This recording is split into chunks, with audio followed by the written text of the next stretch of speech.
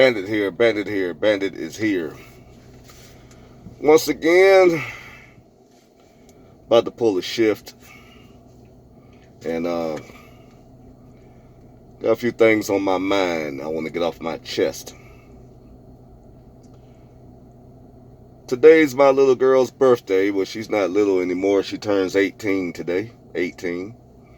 And it's a strained relationship. And I'm not going to say that I'm completely innocent. I would say it's involuntary. Guilt. What I mean by that is this. She has been trained. She has been trained in hate. She's been trained to hate. You know, I didn't raise my daughter. I got my daughter when she was, almost got her when she was 13. And that didn't work out because her mother gave me so much hell. She got in trouble, and then I had to get her at 16. And then some things happened where she was bringing men in my house while I was at work. And I'm a single man. I'm a bachelor. So when I go to work, you know, I don't have a woman in my house. So it was basically a free-for-all when she was at my house. It was a free-for-all. And so, you know, I hear a lot of people talking about how black men don't take care of their kids. And this is what her mother was saying. Like, you know, early on, I didn't take care of her and all this. Many things come into play with that. But what I will say is she's 18. And her mother texted me, simply said she typed 3 letters. It said SMH, shaking my head. And that was it. Nothing else was said in the text. Now, I haven't heard from this woman since my daughter left my house. You know, because I wasn't going to have her sneaking grown men in my house, having sex in my house and all that, and I'm paying the bills, and and she's in high school, and I mean, this dude was like 26 years old, and I wasn't going to have that. I would end up in prison. Somebody's dead. I've been a murdered somebody's son, and then over a fast girl. There's a lot of men, black men, getting killed today over women. And I didn't want to take a man out of here because my daughter is the one that brought him in the house. Okay? Now, I understand some men will be like, well, he should have known this and should have known that. I found a form in my daughter's room.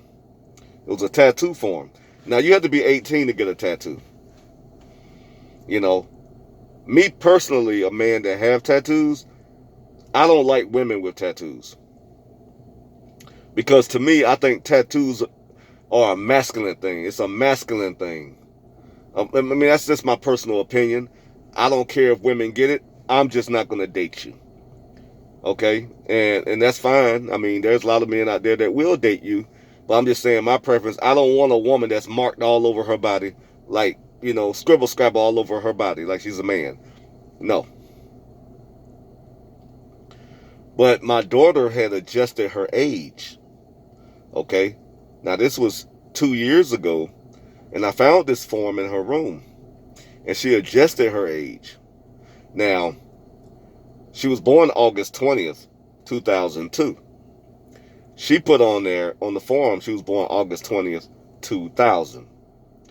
Which at the time would have made her 18. Okay?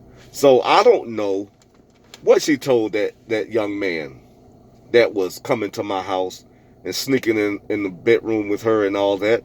I don't know what she told that man. These girls look older today. They dress up to look older. I don't know if she told that man. And a lot of men are dying. A lot of young girls are putting men in situations that's unbearable and unimaginable. Men and boys today are the biggest. How do I want to put this? Don't nobody care about men and boys. They're the most unlooked after species on the planet. Men and boys, nobody cares about. Women and girls, it's all about empowerment with them. It's all about them being empowered. They want the lead position. Okay? But they still want you to be a man. They still want you to be chivalrous. They want you to bow to them and see them as queens and all that. And I just thinking about my daughter today, being her birthday, I thought today about that, and I don't know if I should feel guilty about the way I feel, but the way I feel right now, and I'm just thinking, I'm not in my feelings, I'm not emotional like that, but in my thinking, I'm really, really happy about it. I'm really happy. I'm really happy that I don't have to put up with her mother anymore. Now my daughter, she's welcome anytime. She want to hash it out with me and get things right with her father. My arm's always open. There's always room for that. She's the only little girl I have. That's my only daughter. And I have 2 boys. So there's always room for open arms. I'm her father. And so she has some growing to do. And I understand that. Young people have growing to do. They think they know everything. They think they have a better outlook on life. They think they know more than you and all that because everything is new to them. They always have these bright ideas. And so, hey, go ahead and do what you got to do for yourself and make it happen. And then once you bump your butt, fall on your ass a few times, and you think about old dad and what dad said and how dad lived his life and how he wanted you to live, you'll come around and say, you know what, Dad, I went out there, I made my mistakes, and you were right about some things. And I nod my head and say, well, did you learn something in your journey? And we can sit and have a talk. That's the way that goes. Okay? But I'm really, really happy that I don't have to deal with the abuse of a woman that's state-sponsored. I'm really glad I don't have to deal with that. I'm glad my daughter made it to 18. Because she's a known runaway. She run away 4 and 5 months at a time when she was with her mother. So I'm glad she made it to 18. I'm glad, that she can make some decisions that's best for her. She graduated high school, online, of course, but she graduated, which I'm happy about that. So I don't have anything bad to say. I think, she, as a teenager, she had a little rough patch here and there, like kids do. I tried to be there in her life. Her mother threw a monkey wrench in it every time. Her mother filled her with hate. Even when my daughter lived with me, she called my daughter. She said, no matter what your dad do for you, he's a deadbeat. He's nothing. He's a terrible person. I was paying all the bills, buying clothes, shoes, getting hair done, nails done, all that. She had her own room, just like my son I'm raising right now. My last one, he's 16.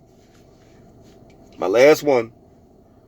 He had his own room, walk-in closet, flat screen TV, PS4, private bathroom.